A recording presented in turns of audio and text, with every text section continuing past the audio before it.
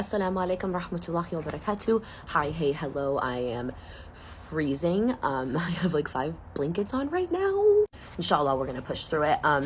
Subhanallah, one of the best, most beautiful things about being a Muslim and about the Quran being our holy book is that you cannot really make a mistake on the original Quran without like everybody knowing it.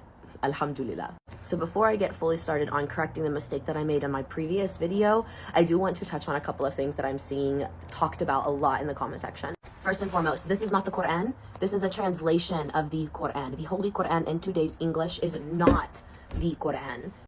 I have highlighted in here, I have put notes in the sides, I have thrown it in my bag, I read it and I touch it and I mess with it whenever I'm menstruating. This is not the Quran, and there are not rules, there are not regulations that come with handling translations of the Quran.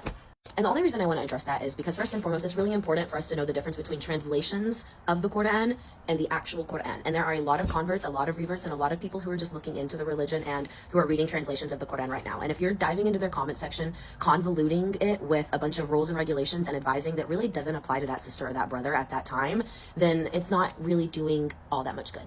Let's get into it. You're reading from 227 and 228. It's not the full ayat. I'm confused. Thank you so much, alhamdulillah, jazakallah khairan, for actually helping me and pointing that out. I am reading from a really dense translation, and it has all the tafsir. So I read the tafsir number and not the ayat number. Astaghfirullah.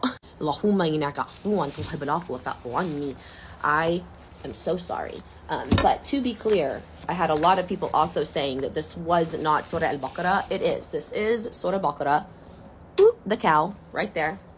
It just looks different because this is a translation and not the actual Quran. Beep, beep, beep, beep, beep, beep. So I was asked to read from Surah Al-Baqarah 191 through 193. I'm actually going to include ayat 190 as well.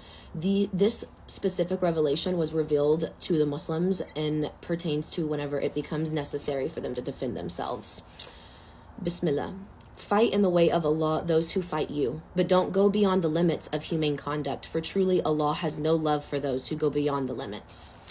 Fight the idol worshippers wherever they're found, and drive them out from where they drove you out, for oppression is worse than killing.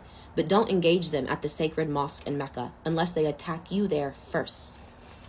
If they do, then slay them, for that's the reward of those who suppress their awareness of the truth and do wrong on account of it. Though if they cease their aggression, then remember that Allah is forgiving and merciful. If they continue to practice this oppression, fight them until oppression is no more and Allah's way of life prevails.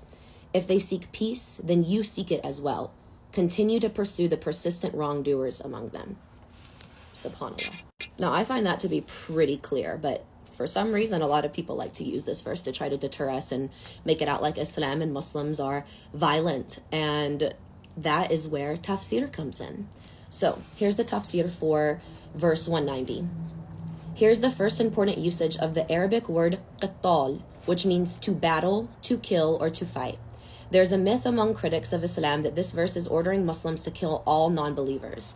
Such a proposition is preposterous and unsubstantiated. Any person with even limited comprehension skills can see this verse as giving permission to fight back against those who attack you and oppress you first. After this verse, 192 clearly defines when fighting must end, which is when the enemy is no longer threatening and attacking you.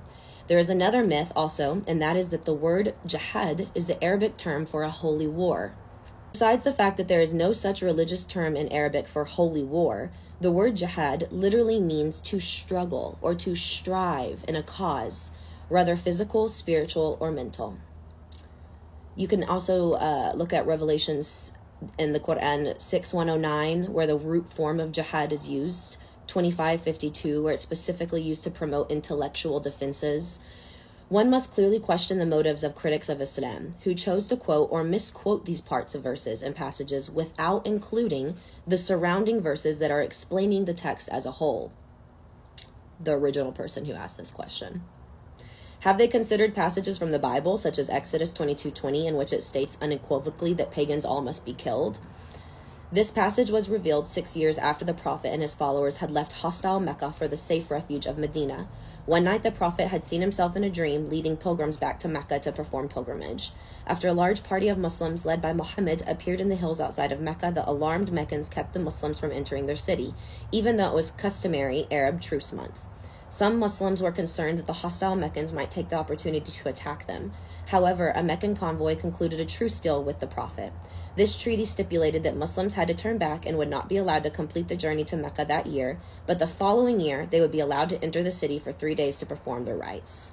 As the following year approached, there was discussion and concern at the Muslims as to whether or not the pagan Quraysh would continue to uphold their end of this bargain. The passage was revealed about this concern, and it informed the Prophet that if the Meccans re-engaged on the deal and attacked the pilgrims on their journey, they did have prior permission to fight back if necessary. Islam accepts the concept of a just war. The commentators are unanimous in saying that this verse allows fighting against an enemy that attacks Muslims unprovoked, but it also stipulates that Muslims' side must exhibit self-control and not go beyond the limits of humane contact during wartime. I hope that answers your question. I'm going to pack my stuff up, go inside and warm up, and mind my business. As should you. Maybe. Assalamu alaikum. Rahmatullahi wa barakatuh.